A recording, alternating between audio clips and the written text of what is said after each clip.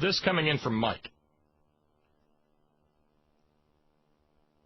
The first Vice President of the United States of America and the second President of the United States of America, as an attorney defending the British soldiers on trial for the Boston Massacre in 1770, stated, "Facts are stubborn things, and whatever may be our wishes, our inclinations, or the dictates of our passions, they cannot alter the state of facts and evidence." That is from the defense by John Adams of British soldiers on trial for the Boston Massacre in 1770. Interestingly, and this I add editorially to what Mike has proffered by way of a quote, John Adams did say facts are stubborn things.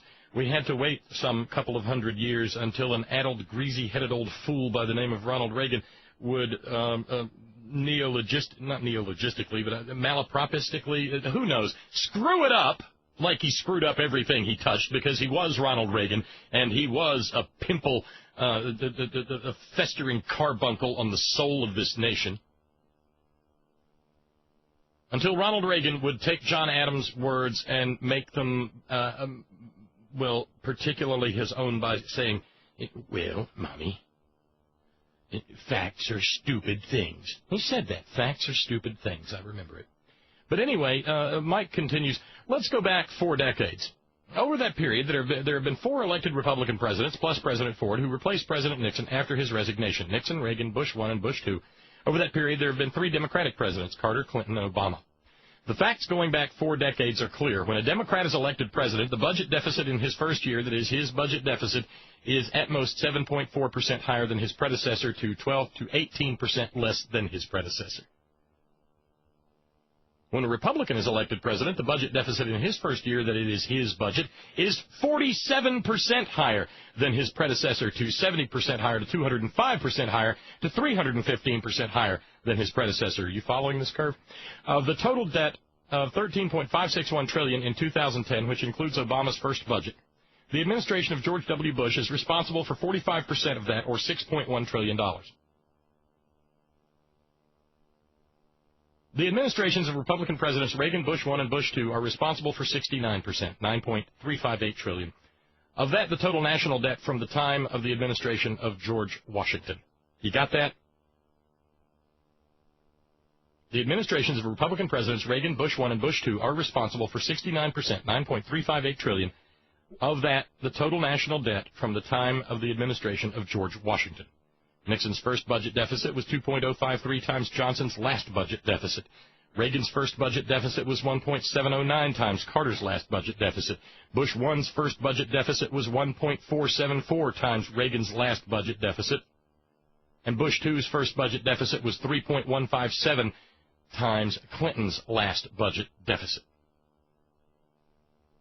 Carter's first budget deficit was 1.074 times President Ford's last budget.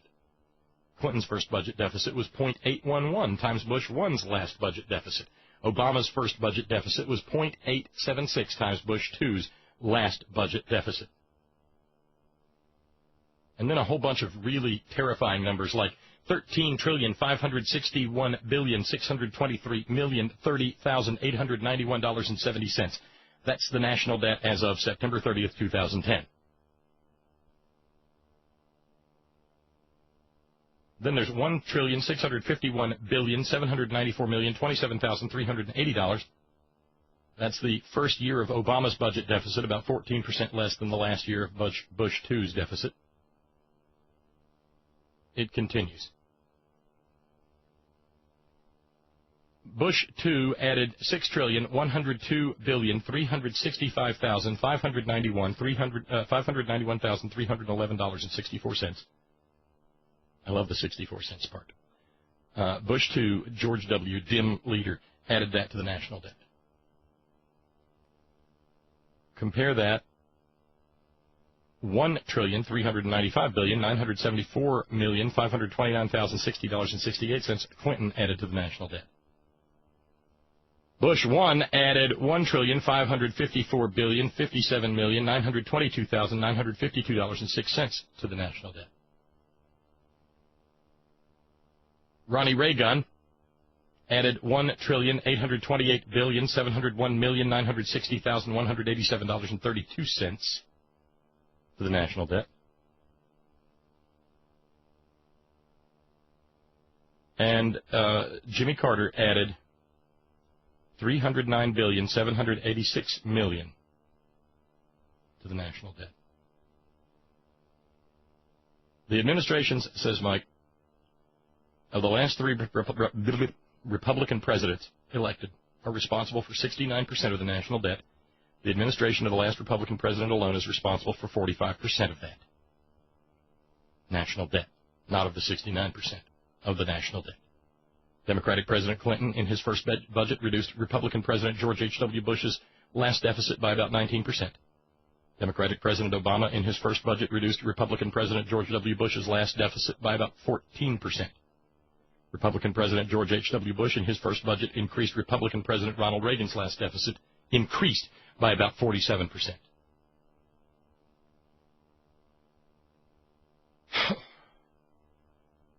Jeebus. So what, apart from skin color, what else is there that would have all these teabagging fools hollering, well, I'm worried about national debt, Marveline? Well, okay, the fact that there's a brown guy in the White House and they're, well, dumber than a mud pie. Yeah, see, all those numbers will make your head hurt a little bit. But what it boils down to, really, Republicans lie about debt. They run it up because they are, in fact, looting the Treasury. You know, and it's not just the debt. It's not just a budget deficit. It's all the lying that they do. You heard it right there from John Boner. People who want small government are patriots. But they don't want small government. There's not an American out there, if you explain what the government does to them, will tell, I want it smaller. I want more potholes in the roads. No, hell no.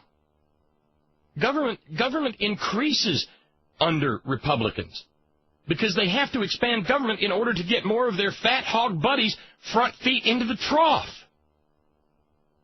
But are we any good at explaining this? We try. And then false equivalences get set up about us for trying.